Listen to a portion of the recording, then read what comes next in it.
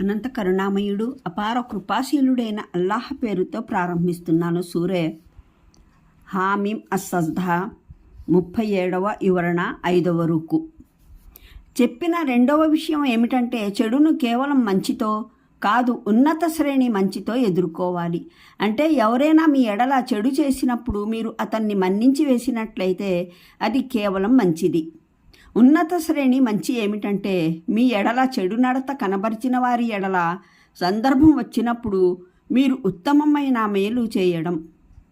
దీని ఫలితం ఏమిటంటే అత్యంత దుష్టుడైన శత్రువు కూడా కడకు ఆప్తమిత్రుడైపోతాడు. ఇదే మానవ నైజం. దూషణకు బదులుగా మీరు మౌనం వహిస్తే నిస్సందేహంగా ఇది సత్కార్యమే. కానీ ఇది దూషించేవాని నోరు మూయజాలదు. కానీ మీరు దూషణకు బదులుగా దీవెన అందజేసినట్లయితే అత్యంత నిర్లక్ష్యపరుడైన వ్యతిరేకి కూడా సిగ్గల్లిపోతాడు. ఆ తర్వాత ఎన్నడూ మీరు వ్యతిరేకంగా దూషించడానికి అతని నోరు తెరుచుకోదు.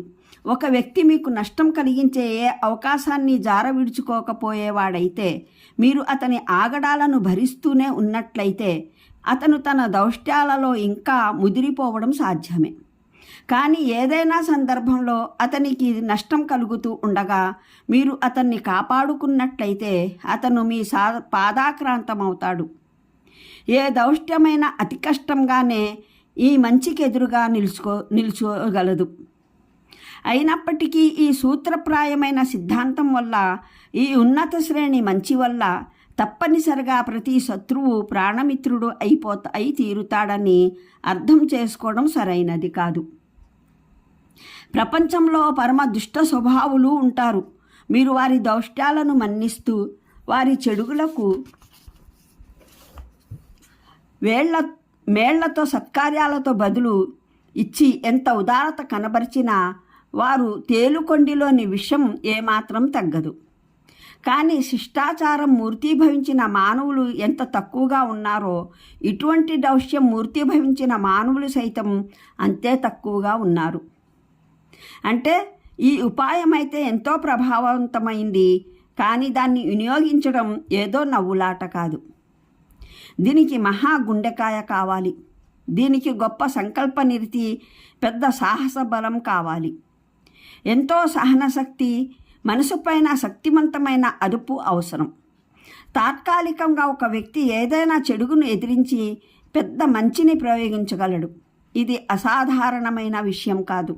కానీ ఒక వ్యక్తి సంవత్సరాల తరబడి మిథ్యావాదులైన ఆ దుష్టులకు ఎదురుగా సత్యం కోసం పోరాడవలసి వచ్చినప్పుడు, వారు ఏ నైతికతా పరిధిని అధిగమించడానికి వెరువనప్పుడు, శక్తి అధికారాల మత్తులో నిండా మునిగిపోయినప్పుడు, అటువంటి సందర్భంలో చెడును మంచి ద్వారా, అది ఉన్నత శ్రేణి మంచి ద్వారా ఎదుర్కోవడం, ఒక్కసారి కూడా నిగ్రహపాసం చేజారకుండా మసులుకోవడం సాధారణ వ్యక్తికి సాధ్యమయ్యే విషయం కాదు. చల్లని గుండెలతో సత్యాన్ని సమున్నతపరచడానికి గట్టిగా కంకణబద్ధుడైన వ్యక్తి మాత్రమే చేయగలడు. అతను తన మనస్సును బుద్ధి చేతనలకు ఆధీనం చేసిన వాడై అతనిలో సత్కార్యం సన్మార్గం లోతుగా పాదుకుని ఉండగా వ్యతిరేకుల ఎటువంటి దౌష్ట్యము ఎటువంటి నైత్యము అతన్ని ఉన్నత స్థాయి నుండి దిగజార్చడంలో సఫలం కాలేనప్పుడు మాత్రమే అది సాధ్యం. ఇది ప్రకృతి నియమం. మహోన్నత స్థానం గల మనిషే ఈ సద్గుణాలకు అవుతాడు. ఈ లక్షణాలున్న వ్యక్తిని ప్రపంచంలోని ఏ శక్తి విజయాన్ని చేరుకోకుండా ఆపజాలదు. నీచ స్థానానికి చెందిన వ్యక్తులు తమ నీచమైన ఎత్తుగడలు, హేయమైన చేష్టల ద్వారా అతన్ని ఓడించడం అన్నది ఏ విధంగానూ సాధ్యం కాదు. సత్యాసత్యాల పోరాటంలో నీచత్వాన్ని సౌజన్యతతో, చెడును మంచితనంతో ఎదిరించడం జరిగినప్పుడు శైతాన్కు తీవ్రమైన ఆందోళన కలుగుతుంది. శైతాన్ కోరుకునేది ఒక్కసారైనా సరే సత్యం కోసం పోరాడే వారి చేత, ముఖ్యంగా వారి బాధ్యతాయుతులైన వారి చేత అందరికన్నా అధికంగా వారి నాయకుని చేత ఏదైనా తప్పు జరగాలన్నది అప్పుడు జనసామాన్యానికి చెప్పవచ్చు. చూడండయ్యా, చెడు అన్నది ఒకే వైపున లేదు. ఒకవైపున నీచమైన చేష్టలు చేస్తున్నారంటే ఎదుటి పక్షం వారు సైతం వారికి తీసిపోలేదు. ఫలానా హేయమైన చేష్ట వారు కూడా చేశారుగా. జనసామాన్యంలో న్యాయబద్ధంగా ఒక పక్షం చేసే అత్యాచారాలు ఎదుటి పక్షం చేసే ప్రతిక్రియా కార్యాల మధ్య తులనాత్మకంగా పరిశీలించే సామర్థ్యం ఉండదు. ప్రత్యర్థులు అన్ని విధాలా నీచమైన చేష్టలు చేస్తూ ఉండగా వీరు హుందాగా, సౌజన్యవంతంగా, నిజాయితీగా తమ సన్మార్గాన ఏమాత్రం తొణక్కుండా ఉన్నంతకాలం వారు వారి నుంచి చాలా గాఢమైన ప్రభావం గ్రహిస్తారు. కానీ ఒక్కసారైనా వారి చేత ఏదైనా అనుచితమైన చర్య లేదా వారి స్థాయి కన్నా దిగజారిన చేష్ట జరిగినప్పుడు, అది ఎంతో పెద్ద దౌర్జన్యానికి ప్రతిగా జరిగినప్పటికీ వారి దృష్టిలో ఇరువురూ సమానమైపోతారు. ఎదుటి వర్గం వారికి ఒక కఠిన మాటకు 1000 దూషణలతో జవాబు పలికే సాకు దొరుకుతుంది. అందువల్లనే శైతాన్ వంచనకు దూరంగా జాగ్రత్తగా మెలగండి అని బోధించడం జరిగింది. వాడు ఎంతో ఆవేదనతో, సానుభూతితో, శ్రేయోభిలాషతో మీలో ఆగ్రహం తెప్పిస్తాడు. ఫలానా అన్యాయాన్ని ఎంతసేపటికి భరించరాదు. ఫలానా విషయానికైతే ముఖం వాచినట్లు బదులివ్వాలి. ఫలానా దాడికైతే పోరాడే సమాధానం ఇవ్వాలి. లేకపోతే మీరు పిరికి పందులుగా పరిగణించబడతారు. మీరు నిలవలేకపోతారు. ఇటువంటి సందర్భాలన్నింటిలో ప్రత్యర్థుల ఏదైనా చేష్టకు అనుచితమైన ఆగ్రహం ఏదైనా జనించినట్లు అనిపిస్తే జాగ్రత్త పడాలి. ఇది శైతాన్ ప్రేరణే. కోపం తెప్పించి మీ చేత ఏదైనా తప్పు జరిగేలా చూస్తూ ఉన్నాడు.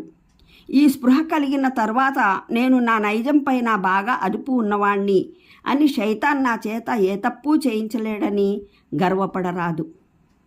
ఇలా నిర్ణయశక్తి, సంకల్పశక్తి పట్ల గర్వం కలగటం శైతాన్ కలిగించే రెండవ ప్రమాదకరమైన వంచన. దీనికి బదులు మీరు దైవాన్ని శరణు కోరుకోవాలి.